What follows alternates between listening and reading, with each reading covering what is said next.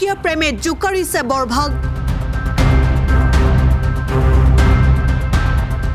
শিক্ষকৰ অবৈধ প্ৰেমক লৈ বিদ্যালয়ত উত্তপ্ত পৰিস্থিতি।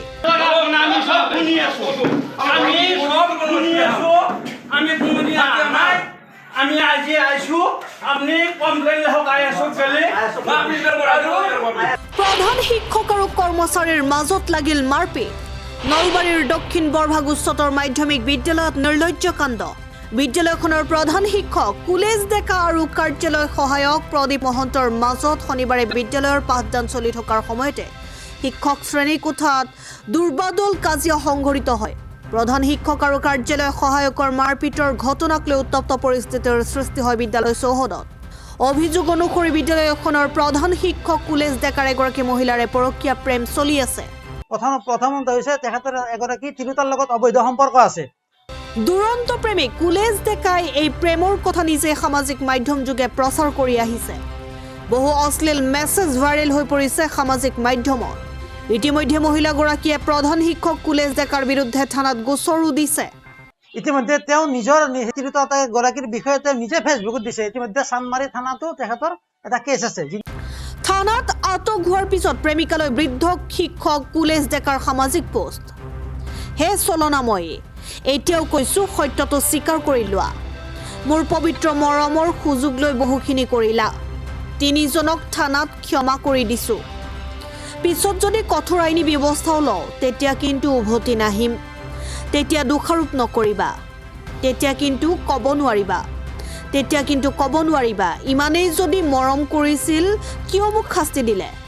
আকৌ কৈছো, এক পবিত্ৰ মৰমৰ সম্পৰ্ক এটাক তুমি ইচ্ছাকৃতভাৱে ধ্বংস কৰিলা। বিবাহিত বৃদ্ধ শিক্ষকৰ প্ৰেমিকা মহিলালৈ কি যে কাটৰ আহ্বান। এইগৰাকী প্ৰধান শিক্ষকৰ বিৰুদ্ধে আৰু আছে বহু অভিযোগ। আমাৰ এগৰাকী মহিলা শিক্ষয়িত্ৰী আছে, তেখেতকো বিভিন্ন ধৰণৰ মানসিকভাৱে হাৰাশাস্তি কৰিছে। প্ৰধান শিক্ষক কুলেশ ডেকাৰ এনে অপকৰ্মৰ বিৰুদ্ধে আৰু বিহিত ব্যৱস্থা আহ্বান কৰি বিদ্যালয়খনৰ শিক্ষক কৰ্মচাৰীয়ে বিদ্যালয় পৰিদৰ্শকৰ ওচৰত লিখিত অভিযোগ দিছিল। এই অভিযোগ পত্ৰত প্ৰথমগৰাকী স্বাক্ষৰকাৰী কাৰ্যালয় সহায়ক প্ৰদীপ মহন্তৰ উচতনিতে IASক অভিযোগ পত্ৰ দিয়া বুলি সন্দেহ কৰি প্ৰধান শিক্ষক আৰু তেওঁৰ মাজত সংঘাত তীব্ৰতৰ হয় আৰু শনিবাৰে তাৰে বহিঃপ্ৰকাশ ঘটে। অভিযোগ প্ৰতি অভিযোগ। প্ৰধান শিক্ষক কুলেশ ডেকাৰ দাবী, কাৰ্যালয় সহায়ক প্ৰদীপ মহন্তই প্ৰহাৰ কৰি আঘাত কৰে তেওঁ। প্ৰদীপ মহন্তৰ দাবী, প্ৰধান শিক্ষকে তেওঁক ডিঙিত ধৰি টানি নিয়াৰ লগতে মোবাইলটো ভাঙি দিয়ে। মোৰ এইটো টানি লৈছে, টানি ৰাস্তালৈকে টানি লৈ গৈছে, এইটো আফাল মাৰিছে, আফাল মাৰি এইটো ভাঙি গৈছে। ইপিনে বিদ্যালয়খনৰ কাৰ্যালয় সহায়ক প্ৰদীপ মহন্তই গুৰু গোসাঁই নামানি কৰ্তব্যত প্ৰায়ে ফাঁকি দিয়াৰ অভিযোগ আছে। প্ৰধান শিক্ষক কুলেশ ডেকাই এই ক্ষেত্ৰত কিছু কঠোৰ হ'লে প্ৰধান শিক্ষকৰ বিৰুদ্ধে বিভিন্ন ষড়যন্ত্ৰত নামি পৰাৰ অভিযোগ প্ৰদীপ মহন্তৰ বিৰুদ্ধে। কাৰ্যালয়ত প্ৰদীপ মহন্তই আহে। মই হোৱাটছএপ গ্ৰুপত আৰু আমাৰ অৰ্ডাৰ বুকত এটা অৰ্ডাৰ ইছ্যু কৰিছিলোঁ যে তেখেতে প্ৰায়ে তাৰমানে স্কুলত যিটো সময় নিৰ্ধাৰিত সময় তাৰ আগতে তেওঁ গুচি যায়। গতিকে মোক কেতিয়াবা খবৰ দিয়ে আৰু কেতিয়াবা নিদিয়াকৈ যায়। আমাৰ এটা মুভমেণ্ট ৰেজিষ্টাৰ আছে, তাতে কেতিয়াবা চহী কৰে আৰু কেতিয়াবা নকৰেও। আৰু আজিও যোৱাকালিও গৈছে বা মই তেখেতক কৈছে যে লিখিত কাৰণ দিব। তেখেতে কৈছে নহয় মই অমুকত ব্যস্ত থাকোঁ, তমুকত ব্যস্ত থাকোঁ, এইবিলাক কয়। কিন্তু প্ৰকৃত কথাখিনি মই জানিব লাগে। চৰকাৰী অৰ্ডাৰ আছে, ধৰি লওক যদি চৰকাৰী অৰ্ডাৰ আছে তেতিয়াহ'লে চৰকাৰী অৰ্ডাৰটো মোক কপিটো মই দিব কৈছে যে আপুনি লিখিত আকাৰে কি কাৰণত অনুপস্থিত আছে বা কি কাৰণত স্কুলৰ পৰা যায় আপুনি দিব। বিভাগীয় অৰ্ডাৰ আছে, তাক মই সন্মান কৰিম। কিন্তু মইতো জানিব লাগিব যে আজি অমুকটো কামত আছে নহয় জানো। আজি 10-15 দিন আগতে তেওঁ তাক মোক অৰ্ডাৰ দিছিল, কিন্তু সেই অৰ্ডাৰ মতে যোৱাকালিও গৈছে নে পৰহিও গৈছে নে, তেওঁ তাই হাতেৰে অকল মুভমেণ্ট ৰেজিষ্টাৰ লিখি গ'লে নহ'ব নহয়, মোক লিখিত আকাৰে জনাব লাগে। কথাখিনি সেইখিনি আছিল। সেইটোক লৈ তেওঁ মোক বিভিন্ন ধৰণে কি কৰিছে, বিদ্ৰোহ কৰিছে। মই হেডমাষ্টাৰৰ কাৰণে যোগ্যই নহয়, এইবিলাক কথা কৈছে। ইফালে স্থানীয় লোকে প্ৰদীপ মহন্তৰ বিৰুদ্ধে অভিযোগ তুলিছে। প্ৰতিগৰাকী প্ৰধান শিক্ষকৰ লগতে মহন্তৰ সম্পৰ্ক বেয়া বুলি জনায়। এইগৰাকী প্ৰধান শিক্ষককো প্ৰদীপ মহন্তই ভয় ভাবুকিৰে হাৰাশাস্তি কৰাৰ অভিযোগ। আমাৰ প্ৰধান শিক্ষকগৰাকীৰ বিভিন্ন ধৰণৰ খেলি মেলিৰ বাবে প্ৰথমতে হৈছে তেখেতৰ এগৰাকী তিৰোতাৰ লগত অবৈধ সম্পৰ্ক আছে। ইতিমধ্যে তেওঁ নিজৰ তিৰোতাগৰাকীৰ বিষয়ে তেওঁ নিজে ফেচবুকত দিছে। ইতিমধ্যে চানমাৰী থানাতো তেখেতৰ এটা কেছ আছে তেওঁৰ এগেইনষ্টত। সেই তিৰোতাগৰাকীৰ যিটো কেছ দিছে তেওঁ কুলেশ ডেকাৰ এগেইনষ্টত, সেই সম্পৰ্কে আমি তেখেতক চাপৰ্ট দিব লাগে তিৰোতাগৰাকীৰ কেছটোৰ ওপৰত।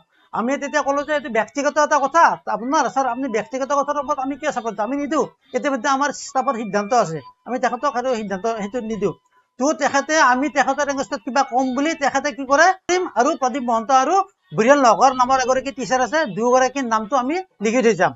হা, নম্বৰ তিৰোতা আছে, সেই তিৰোতাগৰাকী ইতিমধ্যে চানমাৰী থানাত কেছ কৰিছে। মোৰ উদ্যোগ হৈছে যিখন আমি এখন এপ্লিকেশ্যন দিছিলো 1 নম্বৰতে তাতে মোৰ চহীটো আছে, প্ৰদীপ মহন্তৰ চহীটো আছে। গতিকে আজি তেখেতে মোক লগে লগ চাৰ্জ কৰিছে যে তুমি কিয় 1 নম্বৰত চহী মাৰিবা, তুমি মানে ইনিচিয়েটিভ লৈছা। লগে মোক ঠেলি দিছে তেখেতে, ঠেলা মাৰি দি মোৰ এইটো টানি লৈছে, টানি ৰাস্তালৈকে টানি লৈ গৈছে স্কুলৰ হেৰি, এই মোৰ বুটাম টুটাম ছিঙি গৈছে, দেখা পাইছে। দুই নম্বৰতে মোৰ এটা ফোন আৰু এটা ফোন আছে, এই ফোনটো কমপ্লিটলি মানে তেখেতে এইটো কমপ্লিট, এইটোত মানে মই হোৱাটছএপত মানে হেৰি কথাটো কোৱাৰ কাৰণে এইটো আফাল মাৰিছে, আফাল মাৰি এইটো ভাঙি গৈছে, এই ফোনটো এই কমপ্লিট ডিছপ্লেটো ভাঙি গৈছে। গোটেই ষ্টাফ আছে, আমাৰ 4th গ্ৰেড আছে, আৰু ইতিমধ্যে মই প্ৰধান শিক্ষক মহোদয়ৰ কথাটো আমাৰ ষ্টাফ পৰিচালনা সমিতিকো জনাইছো, IS মহোদয়কো জনাইছো, আৰু মই এটা বিহিত ব্যৱস্থা কৰিলো। এতিয়া শিক্ষকগৰাকীৰ কি কাম কৰি আছে এটা তদন্ত হওক। তেওঁ নিজে ষ্টাফ স্কুলত কিমান সময় থাকে, প্ৰতিদিনে তেখেতে বেলেগ এজন এছিষ্টেণ্ট টিচাৰক চাৰ্জ দিয়ে। এজন প্ৰধান শিক্ষকৰ ইমান কাম নাথাকে, বাহিৰত যাব লাগিলে কেৰাণীজন যাব লাগে, মই যাব লাগে বিভিন্ন কামত, কিন্তু তেখেতে বিভিন্ন কামত যাব, কোনো ধৰণৰ হেৰি নাই, মুভমেণ্ট ৰেষ্টাৰ তেখেতে পালন নকৰে, আমি পালন কৰিব লাগিব। তেখেতে সদায় 11টা বজাত, কোনোদিনে 11টা বজাৰ পিছত একদিনো নাথাকে। আমাৰ যিটো বহি আছে ইয়াতে নটিচ বৰ্ড আছে, সেইটোত চাব প্ৰতিদিনে তেখেতে সনাতন দাস বা বীৰেন লহকৰ বা বেলেগ এজন টিচাৰক চাৰ্জ দি বাহিৰত যায়। এই ধৰণৰ কথা কোৱাৰ কাৰণে আজি মোৰ ওপৰত ব্যক্তিগতভাৱে তেখেতে আক্ৰমণ কৰিছে। কাৰ্যালয়ত প্ৰদীপ মহন্তই আহে, মই হোৱাটছএপ গ্ৰুপত আৰু আমাৰ অৰ্ডাৰ বুকত এটা মানে অৰ্ডাৰ ইছ্যু কৰিছিলোঁ, যে তেখেতে প্ৰায়ে তাৰমানে স্কুলত যিটো সময় নিৰ্ধাৰিত সময় তাৰ আগতে তেওঁ গুচি যায়। গতিকে মোক কেতিয়াবা খবৰ দিয়ে আৰু কেতিয়াবা নিদিয়াকৈ যায়। আমাৰ এটা মুভমেণ্ট ৰেজিষ্টাৰ আছে, তাতে কেতিয়াবা চহী কৰে আৰু কেতিয়াবা নকৰেও। আৰু আজিও যোৱাকালিও গৈছে, বা মই তেখেতক কৈছোঁ যে লিখিত কাৰণ দিব, তেখেতে কৈছে নহয় মই অমুকত ব্যস্ত থাকোঁ, তমুকত ব্যস্ত থাকোঁ, এইবিলাক হয়। কিন্তু প্ৰকৃত কথাখিনি মই জানিব লাগে।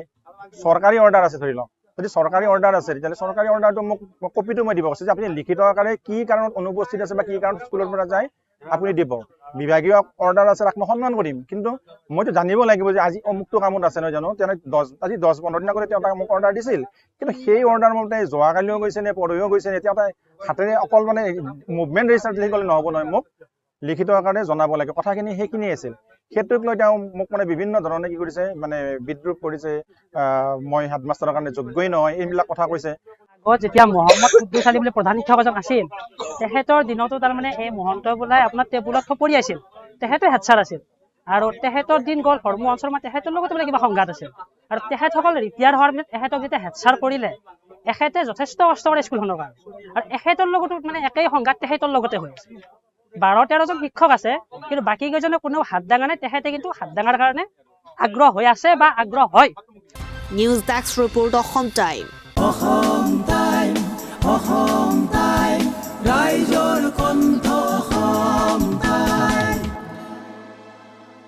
ইংৰাজী মাধ্যমৰ আগশাৰীৰ শিক্ষানুষ্ঠান নলবাৰী পানীগাঁৱৰ দিল্লী পাব্লিক ছেকেণ্ডাৰী স্কুল আপোনাৰ সন্তানৰ বাবে এখন নিৰ্ভৰযোগ্য শিক্ষানুষ্ঠান। আমাৰ ইয়াত ডিজিটেল পদ্ধতিৰে অভিজ্ঞ শিক্ষকৰ দ্বাৰা পাঠ্যক্ৰমৰ শিক্ষাৰ উপৰি সংগীত, ক্ৰীড়া, কম্পিউটাৰ, আচাৰ ব্যৱহাৰ আদিৰ শিক্ষা দিয়া হয়। নাৰ্চাৰীৰ পৰা 9ম শ্ৰেণীলৈ নামভৰ্তি চলি আছে, প্ৰতিটো শ্ৰেণীতে আসন সীমিত। সবিশেষ জনাৰ বাবে যোগাযোগ নম্বৰ 7002074654 নাইবা 9101997764 নাইবা 6900914426।